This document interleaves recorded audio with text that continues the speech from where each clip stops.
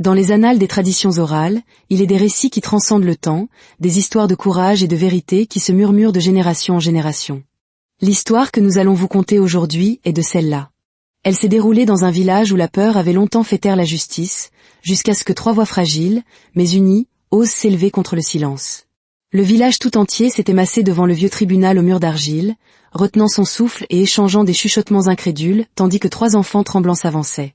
Les triplés, âgés d'à peine 12 ans, frêles, effrayés mais animés d'une détermination farouche, se tenaient devant le juge, les épaules drapées dans le châle usé de leur mère. À l'autre bout de la salle siégeait Kofi Mensa, le puissant chef du village qui, depuis des années, régnait par la richesse, l'orgueil et la crainte. Ses yeux se plissèrent avec arrogance, convaincu qu'aucun enfant ne pourrait jamais ébranler son trône. Mais la plus jeune des triplés releva le menton, sa voix se brisant légèrement mais restant ferme. « Votre honneur, nous sommes ici pour dire la vérité sur notre père. Et aujourd'hui, le village tout entier entendra enfin ce qu'il a fait. » Un frémissement parcourut l'assemblée. Même le rictus de Kofi vacilla. Ayanda n'aurait jamais imaginé que sa vie prendrait un tour si douloureux, si solitaire, un fardeau si lourd pour une seule âme. Des années avant le drame judiciaire qui secoua le village, elle avait été une jeune femme pleine de rêves, des rêves pliés avec soin comme les étoffes qu'elle tissait pour le marché, attendant un avenir qu'elle croyait mériter. Elle rencontra Kofi Mensa pour la première fois près de la rive du fleuve, où elle avait le linge de famille plus fortuné que la sienne. Il était arrivé avec l'assurance d'un homme qui pense que le monde lui doit son attention. Son cafetan blanc brodé frôlait le sol, et le bracelet en or à son poignet scintillait au soleil. Quand il lui sourit, le cœur d'Ayanda s'adoucit, ignorant que c'était le début de sa chute. Leur romance secrète ne dura que quelques mois. Des instants volés entre les arbres, des promesses chuchotées sous le clair de lune. Kofi lui avait juré qu'il l'aimait plus que la fille du chef à qui il était promis. Il promit à Ayanda qu'une fois au pouvoir, c'est elle qu'il choisirait. Elle le crut, car à l'époque, elle croyait que l'amour était plus fort que le pouvoir. Elle croyait qu'un homme choisirait la vérité plutôt qu'un trône. Mais la réalité fut cruelle. Le jour où elle lui annonça qu'elle était enceinte, son visage passa de la chaleur à la glace. Il ne cria pas. Il ne paniqua pas. Il dit simplement, « Tu ne dois plus jamais mentionner cela. » Il lui offrit de l'argent pour quitter le village, pour disparaître comme de la poussière dans le vent. Ayanda refusa. Elle aimait ses enfants avant même qu'ils ne naissent, et elle ne les élèverait pas dans la honte. Lorsque les triplés vinrent au monde, 3 miracles minuscules avec les mêmes pommettes saillantes que leur père, Ayanda pleura de joie et de terreur à la fois. Elle les nomma Théa, Tandy et Tulani, espérant que leur nom porterait l'espoir, l'amour et la paix. Mais l'espoir était fragile dans un village où les rumeurs se propageaient plus vite qu'un feu de brousse. Les gens chuchotaient que les enfants étaient sans père. D'autres disaient qu'Ayanda avait séduit un voyageur pour de l'argent. Certains croyaient même que les enfants étaient maudits, car il était rare de donner naissance à des triplés, et plus rare encore que le père s'évanouisse comme la brume. Ayanda endura chaque insulte avec une force tranquille. Elle travaillait au marché, faisait la lessive pour les autres et tressait des paniers jusque tard dans la nuit, ses doigts saignant souvent sous l'effort. Elle nourrissait ses enfants en sacrifiant sa propre faim, les enveloppait dans des couvertures qu'elle cousait à partir de vieux vêtements et leur apprit à ne jamais courber l'échine devant la honte. Un jour, elle leur murmura, « La vérité marche sur ses propres jambes. » Les triplés grandirent plus vite que les autres enfants. La pauvreté a cette façon d'accélérer le temps. Tandis que les autres jouaient près du fleuve, Tandy apprit à cuisiner les chapatis dès l'âge de 8 ans. Théa et Tulani parcouraient des kilomètres pour ramasser du bois de chauffage, portant des fagots plus lourds qu'eux. Pourtant, à travers toutes leurs épreuves, Ayanda veillait à ce qu'ils trouvent de la joie dans les plus petites choses. Les contes racontés à la lueur d'une lanterne, les danses pieds nus sous la pluie, les courses à travers les champs. Si le monde leur refusait un père, Ayanda leur offrirait en retour un royaume d'amour. Mais même des enfants élevés dans l'amour remarquent les détails que les adultes tentent de cacher. Un jour, alors que les triplés avaient 10 ans, Théa trouva quelque chose d'étrange. Il jouait près du grenier abandonné derrière la concession du chef lorsqu'il trébucha sur un paquet enveloppé de tissu. À l'intérieur se trouvait un bracelet en or gravé de l'emblème de la lignée des Mensa, un symbole réservé au seul sang du chef. Théa savait qu'il avait déjà vu un bracelet similaire au poignet de Kofi. Il courut à la maison et le montra à ses frères et sœurs, leurs yeux s'écarquillant d'un mélange de curiosité et de peur. Ils le cachèrent sous la natte du sol, là où leur mère ne le trouverait pas, car même à 10 ans, ils comprenaient que certaines vérités ont besoin de temps avant d'être révélées. En grandissant, les triplés commencèrent à assembler des fragments d'histoire qui ne concordaient pas.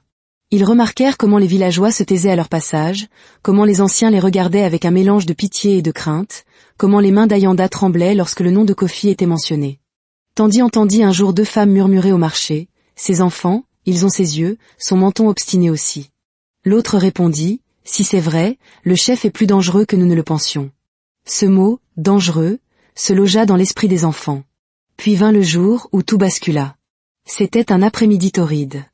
Ayanda se rendait au marché, portant sur sa tête un panier de manioc. La sueur tachait sa robe déchirée. Les triplés la suivaient, les pieds couverts de poussière. En approchant de la place, ils virent Kofi, debout au centre, entouré de villageois. Il annonçait une nouvelle taxe foncière, sa voix résonnant d'autorité. Ayanda tenta de passer inaperçue, mais les yeux de Kofi se posèrent sur elle. Le silence se propagea dans la foule. « Encore toi » dit-il à voix haute, les lèvres retroussées de dédain. Toujours à faire parade de ses enfants, comme s'ils appartenaient à quelqu'un d'important. La foule haleta.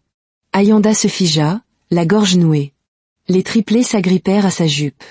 Kofi s'approcha, ricanant. « Laissez-moi le dire assez fort pour que tout le village l'entende. Ces enfants ne sont pas les miens. Ils ne l'ont jamais été et ne le seront jamais. Cesse d'utiliser leur visage pour mendier de la sympathie. » Des larmes brûlèrent les yeux d'Ayanda, mais elle resta droite. « Je ne t'ai jamais rien demandé. »« Tant mieux, » cracha Kofi. « Car tu n'obtiendras rien, pas même une reconnaissance. » Les petites mains de Théa se serrèrent en poing. « Tu mens » murmura-t-il entre ses dents, tremblant de rage. Kofi se tourna brusquement. « Que as-tu dit, garçon ?» Avant que Théa ne puisse répondre, Ayanda le serra contre elle et protégea ses 3 enfants derrière son dos. « Ils n'ont rien dit » répondit-elle, la voix tremblante. Les gardes de Kofi rirent. Les villageois évitèrent son regard. Personne ne les défendit. Cette nuit-là, Ayanda pleura en silence tandis que les triplés faisaient semblant de dormir. Mais elle ne savait pas qu'ils étaient éveillés, fixant l'obscurité, leur cœur brûlant d'une vérité trop lourde pour des enfants. C'est alors qu'ils firent un pacte, tacite mais puissant. Ils découvriraient la vérité. Ils protégeraient leur mère. Et le moment venu, ils affronteraient l'homme qui niait leur existence. Car même les enfants savent qu'un mensonge peut vivre longtemps, mais qu'il ne peut distancer la vérité. Les semaines qui suivirent la confrontation au marché parurent plus pesantes que n'importe quelle saison que le village ait jamais connue. Les gens ne chuchotaient plus la main devant la bouche, ils chuchotaient ouvertement. Certains plaignaient Ayanda et ses enfants. D'autres se moquaient d'eux. Et le reste les craignait, simplement parce que Kofi les craignait. Et lorsqu'un homme puissant craint quelque chose, le village tout entier retient son souffle. Jour après jour, les triplés voyaient leur mère devenir plus silencieuse. Ses épaules s'affaissaient davantage lorsqu'elle marchait. Ses yeux perdaient le feu vif qu'ils portaient autrefois. Elle souriait encore à ses enfants, mais son sourire tremblait comme la flamme d'une bougie dans le vent. Puis, un soir, bien après que le soleil se soit couché derrière les collines, des coups étranges résonnèrent sur la porte de leur maison empisée. Ce n'était pas un coup normal, doux, poli, familier. C'était un martèlement brutal et pressé. Ayanda se raidit instantanément. Elle fit signe aux enfants de rester à l'intérieur et s'approcha doucement de la porte. « Qui est là ?» demanda-t-elle, la voix presque brisée. Personne ne répondit, seulement un silence épais et troublant. Ayanda n'entrouvrit la porte que d'une fente, et une ombre se fraya un chemin à l'intérieur, suivie de 2 autres. 3 hommes masqués entrèrent, le visage couvert de tissu, leur souffle lourd de colère. Tandy haleta. Théa s'avança instinctivement, mais Ayanda tendit le bras pour les protéger. « S'il vous plaît » murmura-t-elle. « Les enfants. » Un intrus leva la main et la gifla violemment. Elle tomba lourdement sur le sol en terre battue. « Tu crois que tu peux humilier le chef ?» gronda l'homme. « Tu oses laisser ces enfants parler contre lui ?» Ayanda secoua la tête désespérément. « Ce ne sont que des enfants. »« Des enfants » cracha-t-il. « Des enfants qui détruiront la réputation d'un homme. Des enfants qui répandent des mensonges. » Les hommes renversèrent les jarres d'eau, saccagèrent les petites étagères où Ayanda gardait ses quelques biens et jetèrent tout par terre. L'un d'eux attrapa Ayanda par les cheveux et la traîna sur le sol. « Tulani hurla, laissez-la tranquille. » L'homme se tourna brusquement, levant la main vers le garçon. C'est à ce moment que quelque chose se brisa en Théa. Il se jeta en avant, mordant le poignet de l'homme de toutes ses forces. L'homme cria et le repoussa violemment. Théa s'écrasa contre le mur, le souffle coupé. Les hommes échangèrent un regard, surpris par la férocité de l'enfant. Nous lui laissons un avertissement, dit finalement l'un d'eux. La prochaine fois, ce ne sera pas juste une visite. Ils relâchèrent Ayanda et sortirent en trombe dans la nuit, laissant derrière eux la destruction et la peur. Ayanda, tremblante, regarda ses enfants dans les yeux et murmura d'une voix chancelante, « Nous devons rester silencieux. Promettez-moi de ne pas vous opposer à lui. Il est dangereux. » Mais les triplés en avaient assez vu. Ils en avaient fini avec le silence. Le lendemain, les enfants se réunirent derrière la maison. « Nous ne pouvons pas rester sans rien faire, » dit Théa fermement. Tandy essuya ses larmes. « Mais comment pouvons-nous combattre quelqu'un comme lui ?» Tulani se pencha plus près. « Le pouvoir ne peut pas cacher la vérité éternellement. Si nous trouvons la vérité et la montrons à tout le monde, même le chef ne pourra pas l'arrêter. » Leurs regards se croisèrent. Pour la première fois, ils réalisèrent quelque chose d'important. Ils n'étaient pas impuissants. Ils étaient trois. Ils étaient unis. Leur enquête commença par des murmures. Les triplés écoutaient attentivement au marché. Ils se lièrent d'amitié avec un messager qui travaillait près de la concession du chef, afin de pouvoir traverser la zone sans être remarqués. Petit à petit, une image se dessinait. Les gens disaient que Kofi était amoureux de quelqu'un avant de devenir chef. Ils disaient qu'elle était pauvre, une fille qu'il n'avait pas le droit d'épouser. Il l'avait abandonnée après l'avoir mise enceinte. Un après-midi, près du grand baobab, Tandy trouva un morceau de parchemin déchiré enfoui sous des pierres. L'encre était passée, mais quelques mots subsistaient, « Je te promets mon cœur. Quand je deviendrai chef. » Leur enquête les rendit également vulnérables. Un soir, alors que Théa rentrait du puits, il remarqua une grande silhouette tapie derrière les buissons. Ils étaient surveillés. Puis vint l'attaque. Ayanda était allé laver le linge au fleuve, accompagné de Tandy, tandis que Théa et Tulani jouaient à proximité. Soudain, une silhouette sombre surgit des hautes herbes et poussa Ayanda dans l'eau. Tandy hurla. Les garçons accoururent, tirant leur mère hors du fleuve, tandis que l'agresseur s'enfuyait. Ayanda toussa violemment, tremblant de terreur. Ce n'était plus de l'intimidation. C'était une tentative de la réduire au silence pour toujours. Quand Ayanda reprit enfin son souffle, elle murmura à travers ses larmes, « Il me veut morte. Il veut tout effacer. » Les enfants se regardèrent. La peur ne les dominait plus. L'attaque avait transformé leur peur en un feu ardent. Ce soir-là, ils s'assirent sur le sol avec une petite lanterne vacillante. « Nous devons trouver plus de preuves, » dit Théa. « Nous devons tout montrer au village, » ajouta Tandy. « Et nous devons protéger maman, » murmura Tulani. Leur chemin était dangereux, mais le silence n'était plus une option. Car si l'homme qui les avait engendrés voulait enterrer la vérité, il la déterrerait de leurs propres mains, quel qu'en soit le prix.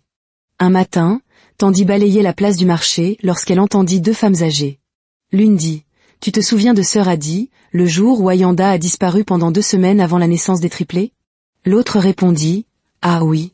On disait qu'elle était allée chez sa tante. Mais j'ai su que quelque chose n'allait pas quand elle est revenue, pâle et les yeux gonflés de larmes. Ce n'était pas un voyage ordinaire. » La première femme baissa la voix. Kofi lui a rendu visite pendant cette période. Ma cousine a dit l'avoir vu près de la hutte de la sage-femme à l'aube, portant une cape pour que personne ne le reconnaisse. Le cœur de Tandy battait la chamade. Elle comprit immédiatement, la vieille sage-femme, Mama Lelo, savait la vérité. Ils lui rendirent visite juste après le coucher du soleil. « Que voulez-vous » demanda-t-elle sèchement. Théa s'avança respectueusement. « Mama Lelo, nous sommes venus vous interroger sur le jour où notre mère vous a été amenée. » Mama Lelo se figea. « Qui vous a dit de me demander ça ?»« Personne, » murmura Tandy. « S'il vous plaît, nous voulons juste savoir la vérité. » La vieille femme soupira profondément. « Je savais que ce jour viendrait. Kofi est venu à ma hutte il y a 12 ans. Il était terrifié. Il m'a supplié de ne dire à personne qu'il était le père des enfants à naître de votre mère. Il m'a dit que si les anciens découvraient la vérité, il perdrait sa chance de devenir chef. Alors il a laissé votre mère avec moi pendant 2 semaines. Quand il a obtenu le pouvoir, il est revenu non pas avec de l'amour, mais avec le déni. Il m'a ordonné de détruire tous les registres. Il m'a menacé d'exil si je parlais un jour. Avez-vous gardé quelque chose? Une preuve? Demanda Tandy. Mama Lelo hésita. J'ai tout brûlé, sauf une chose. Elle se leva lentement et sortit d'un coffre en bois une petite enveloppe scellée, le sceau frappé de l'emblème de la famille Mensa. Ceci m'a été donné par Kofi avant qu'il ne devienne chef. Il l'a écrit dans la panique, me suppliant de le protéger.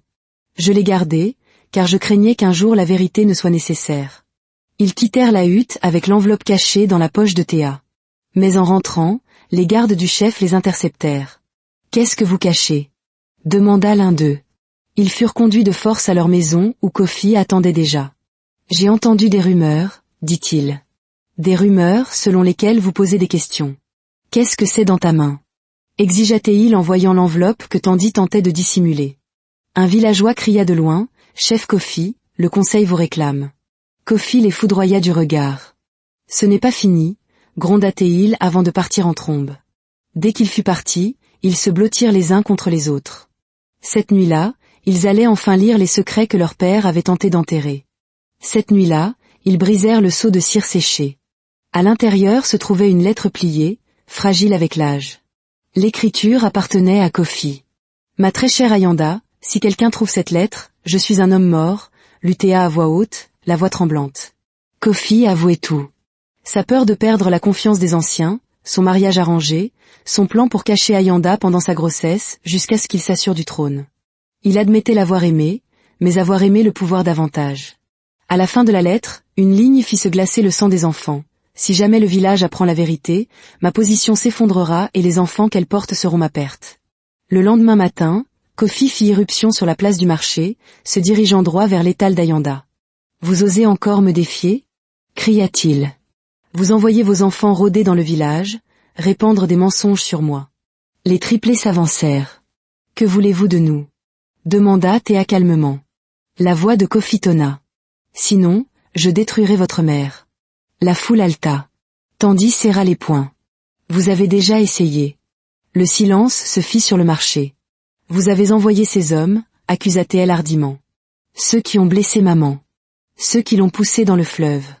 Nous savons que c'était vous. » Kofi leva la main pour la frapper, mais deux anciens s'interposèrent. « Chef Kofi. Assez.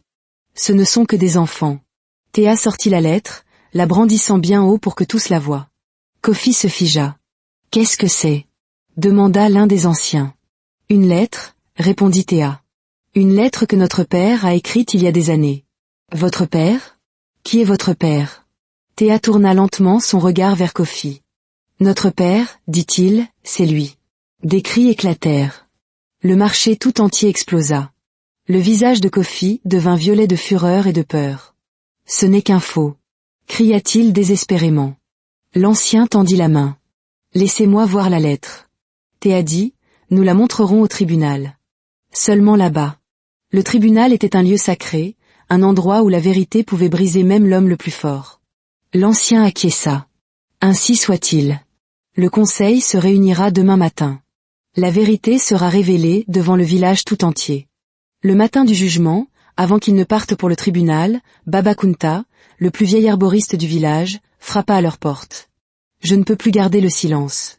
Avant que Kofi ne devienne chef, il est venu me voir, terrifié. Il m'a avoué avoir trahi une femme qu'il aimait, une femme qui portait son enfant. Il tendit à Théa une petite plaque de bois gravée de l'emblème des Mensa. Ceci est tombé de sa poche cette nuit-là. Alors qu'il se dirigeait vers le tribunal, une autre femme se fraya un chemin à travers la foule. C'était Zuri, qui avait été la deuxième épouse de Kofi. « J'ai quelque chose à dire », annonça-t-elle. À l'intérieur du tribunal, l'air était suffocant. Kofi arriva, drapé dans sa robe rouge et or, mais ses yeux étaient hagards. Théa s'avança le premier. « Nous avons trouvé cette lettre, écrite par Kofi Mensa. » Il lut la lettre à voix haute, chaque mot atterrissant comme une pierre jetée dans une eau calme. Tandy présenta ensuite la plaque de bois. Puis Uri s'avança. « J'étais sa deuxième épouse, » dit-elle. « Et je peux confirmer qu'il est capable de cacher des enfants. Il a aussi caché le mien. » Un hoquet collectif parcourut la foule. Le visage de Kofi devint exsangue. « Tu mens !» cria-t-il désespérément. Mais Uri ne broncha pas. Il m'a dit que mon enfant était mort à la naissance. J'ai découvert plus tard qu'il avait payé quelqu'un pour le cacher, car il craignait que les anciens ne s'interrogent. Mama Lelo entra, avec une lente et puissante dignité. J'ai mis ses enfants au monde. J'ai vu sa peur. Kofi se jeta vers Mama Lelo, hurlant de rage. Traîtresse. J'aurais dû te faire taire il y a des années. Les gardes le saisirent, le maîtrisant tandis qu'il se débattait. L'ancien Namsa se leva. Kofi Mensa, votre comportement seul prouve les ténèbres de votre cœur. Le conseil va délibérer, mais sachez ceci, le jugement sera rendu demain. Cette nuit-là, Kofi, fou de rage, rassembla ses derniers hommes loyaux. Si les enfants ne vivent pas pour témoigner demain, le conseil n'aura rien. Il lança un assaut sur la hutte d'Ayanda. Des cris, des torchers, le chaos. Les villageois, menés par Baba Kunta, s'interposèrent. Un combat éclata. Une torche, lancée par une main inconnue, atterrit sur la robe de Kofi. Le tissu s'enflamma instantanément. Kofi hurla, se frappant pour éteindre les flammes. Au milieu du tumulte, la famille s'échappa par un trou à l'arrière du mur. Le lendemain, le grand hall tremblait sous le poids d'une vérité trop lourde à ignorer. Kofi, meurtri et vaincu, fut traîné devant le conseil. Baba Kunta présenta alors un ancien rouleau de parchemin. « C'est la loi écrite par nos ancêtres », annonça-t-il. « Aucun chef ne doit cacher sa progéniture, car la couronne doit reposer sur la vérité. Si un chef dissimule les enfants de son sang, il sera dépouillé de son rang, de son titre et de son honneur.